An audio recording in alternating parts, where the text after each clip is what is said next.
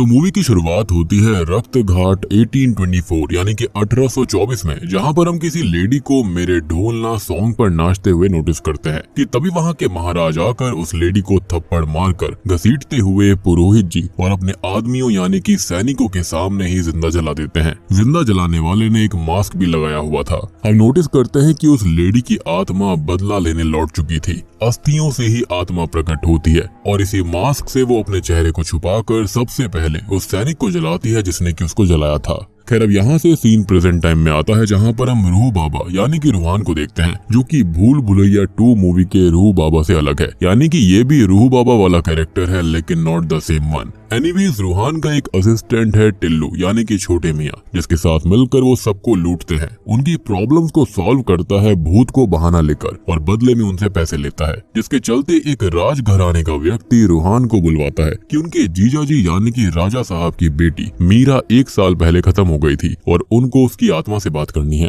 रूहान ऐसा ही करता है। उसको लग रहा था कि वो उनको भी लूट लेगा, लेकिन इस बार सच में उसके सामने उसकी आत्मा आ जाती है, जिससे कि वो डर जाता है। और ये सब कुछ मीरा और उसके मामा ने रिकॉर्ड कर लिया था, यानी कि ये सब झूठ था, एक सेटअप था और वो बस देखना चाहते थे कि रूह बाबा फ्रॉड है या फिर नहीं। लेकिन वो फिर भी उसको माफ करते हैं और अपने साथ रक्त घाट चलने के लिए कहते हैं, जिसके बदले उसको 1 करोड़ रुपए मिलने वाले थे। और बस रूहान, मीरा और उसके मामा जी ट्रेन में बैठकर रक्त घाट निकल पड़ते हैं। अब रक्त घाट आते ही हर कोई रूहान को घूरे जा रहा था। अब जो राजा साहब का परिवार है वो डर की वजह से महल के अंदर नहीं बल्कि उसके सामने गाय के अस्तबल में रह रहे थे। रीजन होता है कि महल के अंदर मंजुलिका नाम की भूतनी का वास था और वो किसी को वहाँ पर टिकने नहीं देती। यहाँ राजा साहब, उनकी बीवी मीरा, उसकी छोटी बहन, छोटा भाई और राजा का बॉडीगार्ड फौलाद सिंह समेत सभी काफी गरीबी में जी रहे थे। अब मीरा और उसका मामा रूहान को यहाँ पर इसलिए लेकर आए थे ताकि वो भूत प्रेत दूर करके इस महल को भूत से आजाद कर दे, ताकि महल को वो बेच पाए। एक इंटरेस्टिंग चीज की रूहान की रिंगटोन वीराना मूवी का म्यूजिक होता है।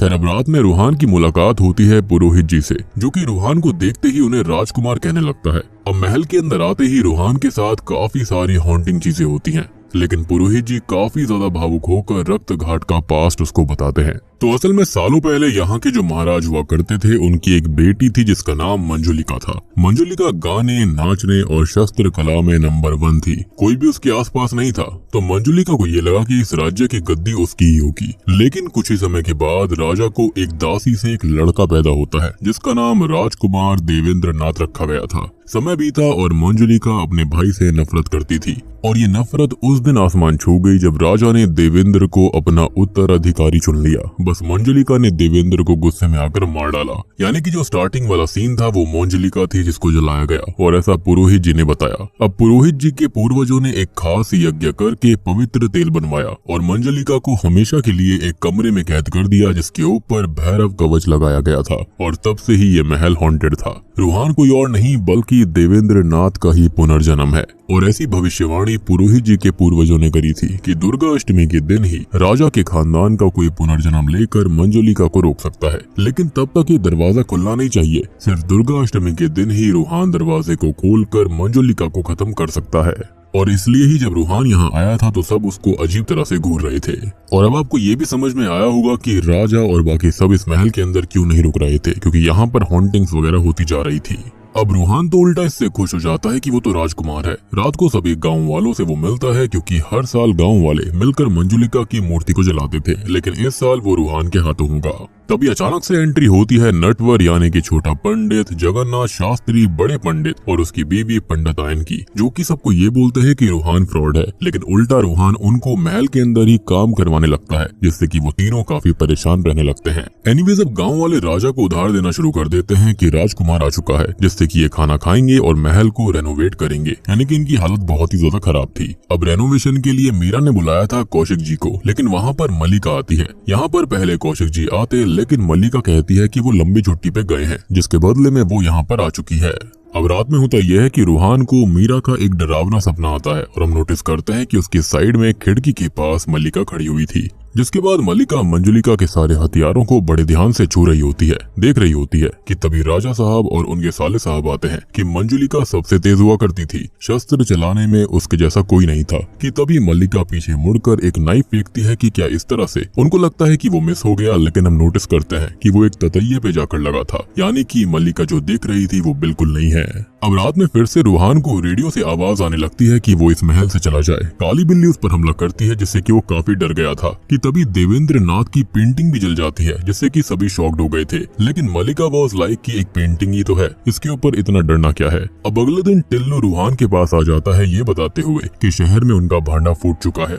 एसीपी राठौड़ उनके पीछे है, ना ही वो महल छोड़ सकते हैं ना ही शहर जा सकते हैं, क्योंकि मीरा और उसका मामा तो उसे ब्लैकमेल करके यहाँ पर लेकर आए थे और अगर महल छोड़ा तो उनका वीडियो वायरल हो जाता जिसके चलते वो कहीं पर भी नहीं जा सकते थे।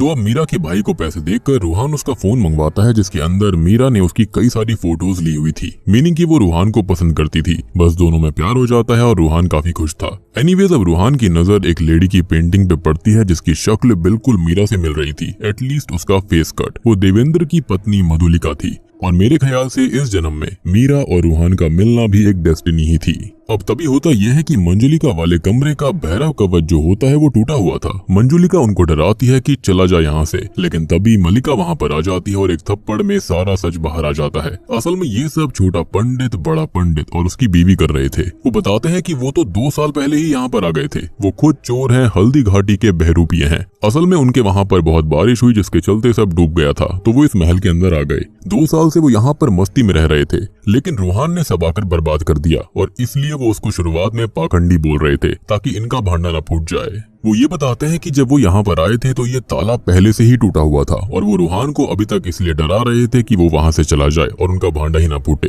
यानी कि जो भी हॉन्टिंग्स अभी तक हो रही थी शुरू से लेकर अभी तक वो ये तीनों ही कर रहे थे। खैर अब आसपास सभी को ये मैसेज जाना जरूरी था कि यहाँ कोई भूत नहीं है, लेकिन डायरेक्टली बोलते तो उनके पूर्वज गलत हो जाते। इसलिए रूहान यहाँ पर एक यज्ञ करके गेट को दुर्गाष्टमी से पहले ही खोलने की सलाह देता है। यहाँ पर खाली नाटक करना था जिसके अंदर मलिका को मंजुलिका बनना था, जिसके लिए वो राजी हो जाती है। अब इसमें छोटा पंडित, बड़े पंडित और पंडिताइन को आग, बर्फ और धरती पे लोट पोट करके ये चीज करनी थी, यानी कि यज्ञ में साथ देना था। लेकिन होता यह है कि स्ट्रेंजली मलिका बंगाली में रूहान पे गुस्सा करने लगती है, जो कि बहुत ही अजीब था और मेरे ख्याल से ये भूल भुलैया 1 का एक रेफरेंस भी है। बट अल्टीमेटली होता यह है कि हर जगह ये बात फैल गई थी कि अब जो महल है वो भूत मुक्त हो गया है, इसलिए महल को खरीदने के लिए बड़े बड़े लोग शहर से आने लगते हैं। लेकिन अब अचानक से ही मलिका एक जगह पे कुछ रेनोवेशन का काम करवा रही थी कि तभी वो दीवार गिर पड़ती है जहाँ पर एक छिपा हुआ रास्ता था, यानी कि एक सीक्रेट पैसेज था। नीचे जाकर देखने पर वहाँ पर सेम टू सेम दरवाजा था जिसके ऊपर भैरव कवच चढ़ा हुआ था, यानी कि एक महल के अंदर 2 दरवाजे।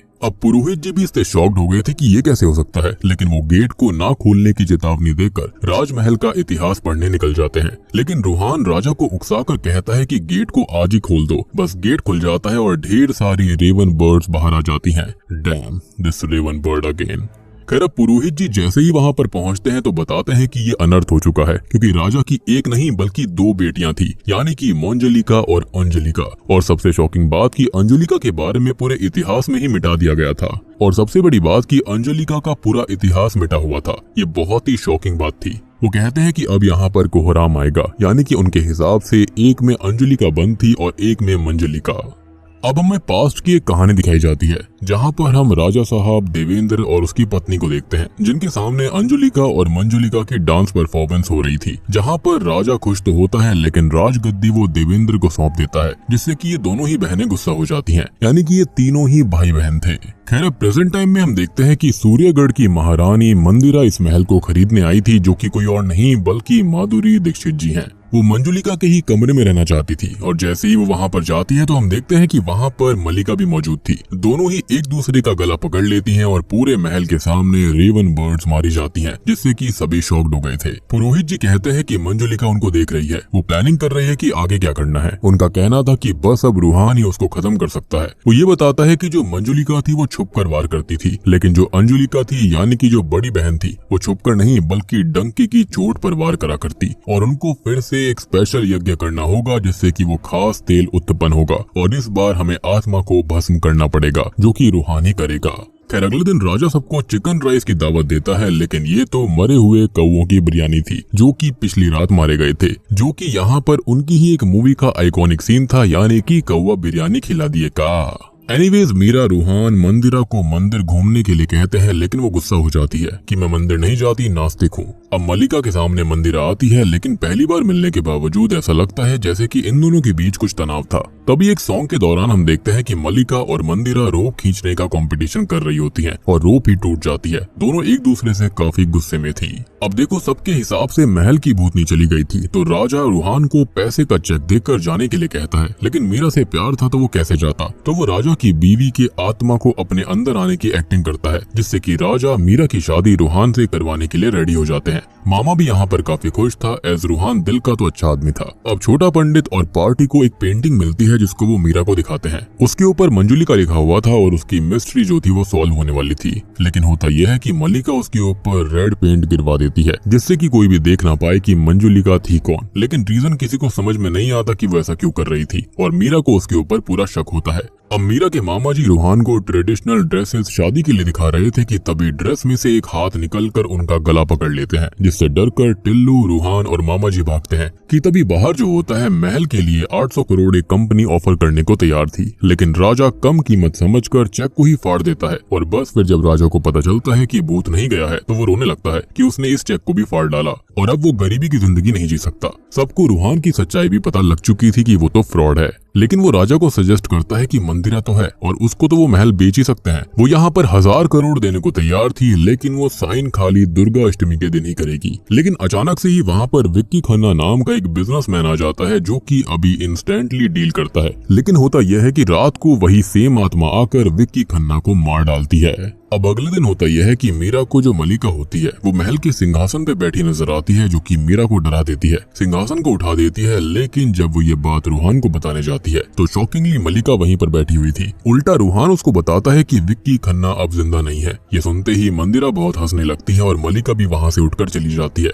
उसको मंदिरा खुद काफी अजीब लग रही थी, लेकिन इसका उल्टा असर होता है और मीरा और रूहान यही सोच रहे होते हैं कि इन दोनों में से ही कोई मंजुलिका है। खैर, अब रात में रूहान उसी सीक्रेट रास्ते से होते हुए जा रहा था जहाँ पर मंदिरा और मल्लिका बैठी हुई थी। वो ये कह रही होती है कि वो यही जानना चाहता है ना कि असली मंजुलिका है कौन, और बस वो उसका गला पकड़ लेती है। लेकिन ये बस उसका सपना था। लेकिन सडनली होता यह है कि उसके बगल में मीरा सो रही होती है। वो शॉक्ड हो जाता है कि ये कब हुआ, लेकिन तभी वहाँ पर उसको वही मास्क वाली आत्मा डराती है। मीरा अब अचानक से उठती है, हंसती है और फिर सो जाती है, जिससे कि रूहान बहुत ही ज्यादा डर गया था, जिसके चलते वो पूरी रात महल के बाहर ही काट देता है। अब छोटा पंडित और गैंग बैठे हुए थे कि वहाँ पर विक्की खन्ना आ जाता है, जो कि भूतिया लग रहा था। ये उनको डराता भी है, लेकिन ये असल में कोई और नहीं बल्कि वही मास्क वाली आत्मा थी, यानी कि रियल मंजुलिका। ये भागते हैं, लेकिन तभी एक इनविजिबल वॉल इनको रोक देती है, जिस पर नेटफ्लिक्स वाला जोक भी आया था। रूहान भी अब डर के मारे मीरा को हट बोलकर यहाँ से निकल जाता है, क्योंकि वो उससे अब शादी करना नहीं चाहता था। वो काफी डर चुका था। अब होता यह है कि रूहान वहाँ से गाड़ी में तो भागता है, लेकिन वो वापस बार बार महल में ही आ जाया करता।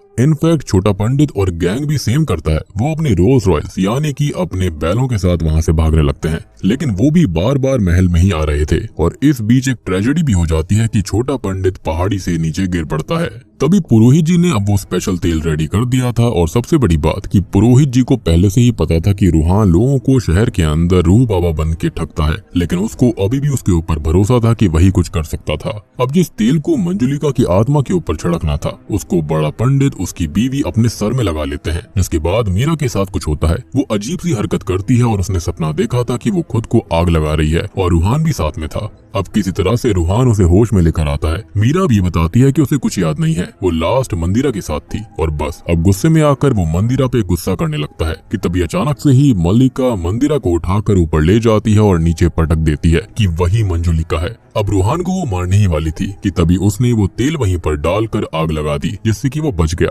कि तभी अचानक से ही मंदिरा हंसने लगती है कि वही असली मंजुलिका है और उसने गलत बहन को जलाया है। जो पेंटिंग लाल रंग से ढक गई थी, आपको याद होगा, उसको शहर में रिस्टोर होने के लिए भेजा गया था, जिसका फोटो फोन पे आया था, जहाँ पर मंजुलिका विद्या बालन ही थी, यानी कि मल्लिका। लेकिन तभी अचानक से ही उनको बचाने जवान आ जाता है। जी हाँ, लेकिन ये जवान नहीं बल्कि टूटा हुआ पंडित था, जो कि बचते बचाते यहाँ पर आया था, जिसको मार पीट कर मंदिरा ठीक करती है कि रूहान उस पर भी तेल डालने वाला था। लेकिन मल्लिका उसको रोकती है कि ये सब गलत है, मंदिरा के अंदर मंजुलिका हो ही नहीं सकती। और अब राज पर से पर्दा उठेगा, जो कि इतने साल से राज रहा था। और दोस्तों, अब यहाँ पर खुलते हैं इस मूवी के असली पत्ते। यहाँ पर असल में मलिका और मंदिरा तो इंसान ही हैं। इनके अंदर एक आत्मा आ रही थी जो कि उस रात दरवाजा टूटने से आजाद हुई, जो कि कोई और नहीं बल्कि राजकुमार देवेंद्र नाथ की थी। जी हाँ, रियलिटी में हुआ यूं था कि देवेंद्र नाथ हमेशा से एक लड़के के रूप में लड़की थी। उसके अंदर लड़कों जैसी कोई फीलिंग नहीं थी। एक रात को उसकी दोनों बहनों ने उसे पकड़ लिया था कि वही रातों को नाचता है और गाता है।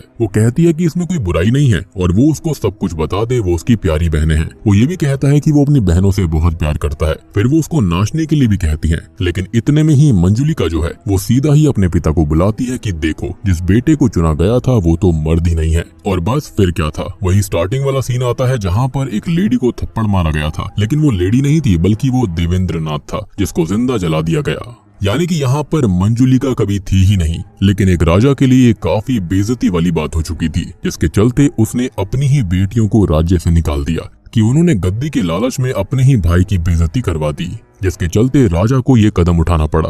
वो चाहती तो उसको पर्सनली ये बात आकर बताई जा सकती थी, लेकिन राजगद्दी के लालच में उन्होंने ऐसा किया, यानी कि देवेंद्र जला दिया गया। शायद उसकी बीवी ने भी खुद को आग लगाई होगी, तभी मीरा को ऐसा सपना आया था। माइट भी देवेंद्र की आत्मा ने ही ऐसा सपना इंड्यूस किया होगा। अब देवेंद्र नाथ की आत्मा ने अपने पिता और बाकी सैनिकों को सबको मार तो दिया, लेकिन पुरोहित जी ने पंडितों के साथ मिलकर उसको अंदर बंद कर दिया उसी दरवाजे के पीछे, और जस्ट उसके ऊपर एक सेम दरवाजा बनवाया ताकि असली देवेंद्र तक कोई पहुंच ही ना पाए, यानी कि वो सीक्रेट रास्ता जो था। बात रही अंजुलिका के बारे में, तो राजा के परिवार से उसे पूरी तरह से मिटा दिया गया था सजा के रूप में, यानी कि उसकी हिस्ट्री ही मिटा दी गई। और तभी किसी को भी राजा की 2 बेटियां हैं ऐसा नहीं पता था। सब जगह इनफैक्ट ये कहानी फैलाई गई थी कि देवेंद्र को मंजुलिका ने मारा है और फिर मंजुलिका को ही जलाया गया था। उसी की आत्मा वहाँ पर महल के अंदर कैद थी, जबकि असली आत्मा तो देवेंद्र की कैद थी। और अंजुलिका का नाम ही पूरी हिस्ट्री से मिटा दिया गया, यानी कि यहाँ पर पूरी कहानी को ही उल्टा पुल्टा कर दिया गया था ताकि राजा की बदनामी ना हो। और अब फाइनली देवेंद्र की जो आत्मा होती है वो रूहान के हाथ से तेल लेकर फेंक देता है, और सबको वो जलाने वाला ही होता है कि तभी वो खुद नोटिस करता है कि वो खुद उस तेल पे खड़ा हुआ है, जिसके चलते उसकी आत्मा वहीं कैद सी हो जाती है। और पुरोहित जी ये कहते हैं कि असल में अंजुलिका और मंजुलिका का पुनर्जन्म मंदिरा और मलिका के रूप में हुआ है, न कि रूहान का पुनर्जन्म हुआ है। और शुरुआत से ही मंदिरा और मलिका के साथ देवेंद्र की आत्मा यही कर रही थी। शुरू में दोनों ने एक दूसरे का गला पकड़ा था, वो भी देवेंद्र ने करवाया। वो चाहता था उसको मार सकता था, लेकिन उसने उनको तड़पाना चाहा। यानी कि जो देवेंद्र की आत्मा थी जब से वो आजाद हुई थी, यानी कि जब वो गेट खुला था, उसके बाद से ही जो कोई भी हॉन्टिंग महल के अंदर हुई थी वो सब देवेंद्र ने करवाई थी ताकि वो अपना बदला ले सके। लेकिन दोनों बहनें अपनी ही की हुई गलती नहीं दोहराती। देवेंद्र बहुत मासूम था, उसने अपनी बहनों पे भरोसा किया था, वो उनसे काफी प्यार भी करता था। इसलिए मलिका और मंदिरा उससे माफी मांगती है कि उन्होंने उसके साथ गलत किया। वो चाहे तो उनको मार दे लेकिन बाकी सबको छोड़ दे। लेकिन देवेंद्र हमेशा से यही चाहता था कि उसको रिस्पेक्ट मिले, प्यार मिले, बहन उसको रिकॉग्नाइज करें, जिसके चलते उसके आंसुओं के साथ ही उसका गुस्सा बह जाता है और उसे मोक्ष की प्राप्ति हो जाती है। मूवी के अंत में हम देखते हैं कि मलिका ने कौशिक जी को मारा नहीं था, वो सच में छुट्टी पे गोवा गए थे और उसको बचपन से इस महल के सपने आया करते थे एंड इवेंचुअली वो यहाँ पर आ गई। मंदिरा बताती है कि उसका तो असली नाम मंदिरा है ही नहीं, वो तो किसी और ही काम से यहाँ पर आई थी। लेकिन महल में आते ही वो खो सी गई, क्योंकि उसका भी पास्ट यहीं से जुड़ा हुआ था, यानी कि उसका भी पुनर्जन्म हुआ था। उसका real name shockingly ACP Rathore होता है। जी हाँ, वही एसीपी जो कि रूहान को पकड़ना चाहती थी, लेकिन अब शायद वो ऐसा नहीं करने वाली। और अब इन दोनों को ही अपना पिछला जन्म याद आ गया था और अब इनके मन में महल को लेकर वो लालच भी नहीं था। इसी के साथ में भूल भुलैया 3 मूवी यहीं पर खत्म हो जाती है।